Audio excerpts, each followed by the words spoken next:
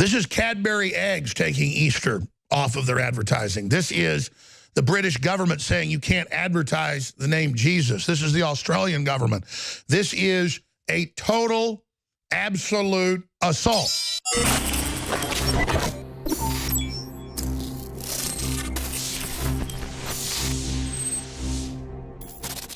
All right, I've got a lot of geopolitical news, McMaster news. We've got a bunch of special guests joining us. Zach from high-level intelligence in our government. Great source. We know who he is, what he does. He's going to give us the latest breakdown on what's developing here in the country coming up in the next segment. But I went ahead and just asked the crew during the last break. I said, just go into a search engine and click the news function for what's just happening now and print Easter being banned, Christian signage being taken down, you name it. And you have to understand, this isn't like a government building puts up an Easter symbol or cross. This is Cadbury eggs taking Easter off of their advertising. This is the British government saying you can't advertise the name Jesus. This is the Australian government. This is a total, absolute assault. And I remember 15 years ago, listeners obsessing over the war on Christmas and the war on Easter. And I remember telling listeners, oh, the left's not really that bad. I mean, I know they're idiots. They want our guns. They're horrible people. But they'll never get away with it. And there's some extreme examples. But then you learn about people not being able to bring Christmas cards to school and hand them out. You have a total free speech right to do that if it's a public school. You just can't have the school say, we have an official religion. You have to follow it. You can't tell the valedictorian or the football coach or whoever that they can't, in a speech they give, say they love God or that they don't love God.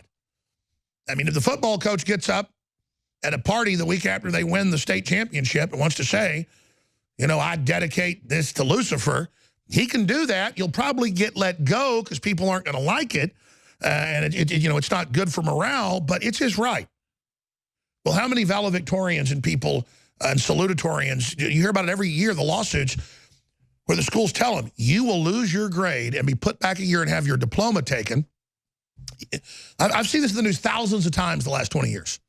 A lot of times in Texas. And then they still get up and go, I want to thank my family. I want to thank my mother, my father. I want to thank my teachers. I want to thank my grandfather. I want to thank, most of all, Jesus Christ. For when I was 13 or 14, you know, having some issues and some disciplinary problems, wasn't even making A+. And I was, you know, getting some Fs. And, you know, I went to church and my pastor got me right. It's changed my life. And I owe all the glory to God. Boom, your degree is gone. You can go find thousands of those cases. That is Soviet Union level. And it goes on again from the universities that produce the teachers and the faculty and the administration. And then they come in and they do it.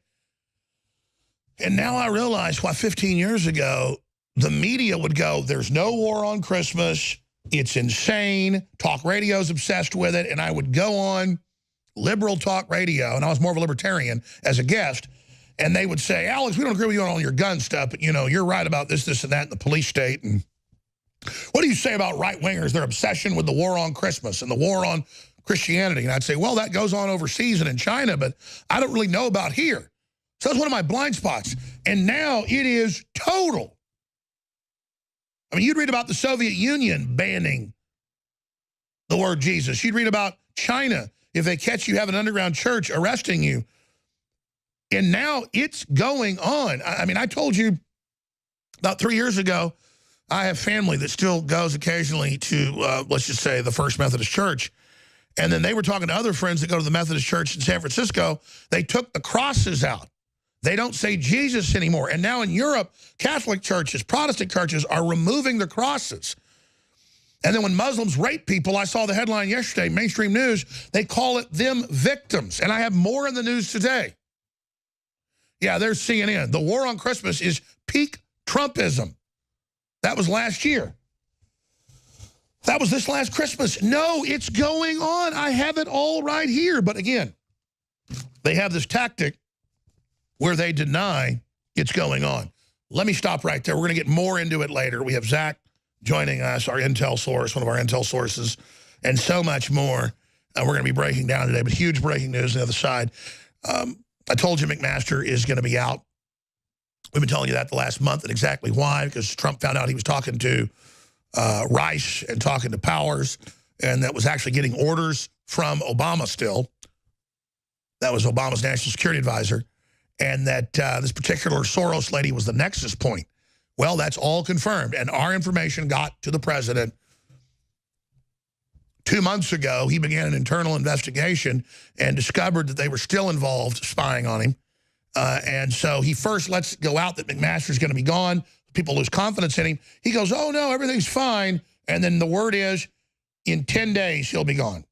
That Trump intends to axe him in 10 days. Set your watch. Go ahead and watch next week's news today. Some timetables may change, but within a month, he's gone. And the word is Trump wants him gone now. And that Trump has a formula for how he gets rid of people. So there you go. You know, someone very profoundly once said many years ago that if fascism ever comes to America, it'll come in the name of liberalism. Go ahead. Go ahead. Go ahead. Go ahead. If you are receiving this transmission, you are the resistance. Thank you all for coming together to represent our party at its best. I am standing in the middle of 1984 civilization. Let resistance equal progress. Yeah, this kind of feels fascist to me, yet they're out here protesting fascism. They put it in their music videos, they hold up decapitated heads, plays in the New York Public Theater. Are you trying to fight me, bro? Yeah, trying to engage in political discourse with these people, and you've seen the responses time and time again. And this represents the strength, the courage, and the bravery that we can have freedom and prosperity. The War Room. Infowars.com/show. Over a year in the making, produced by one of the top organic firms in the country, that if you want proven studies and documentation, I can speak for hours just on the files I have here, of what this is proven to do, the ingredients in this.